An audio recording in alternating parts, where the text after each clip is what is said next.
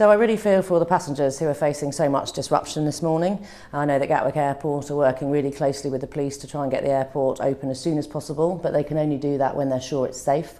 So I would encourage all passengers before they travel to the airport to check with their airlines or on Gatwick's website. There have been reports of a couple of drones being seen in the airspace, and so that's what the police are investigating. So we are seeing lots more drones in our skies. They're one of the most popular Christmas presents last year and probably again this year.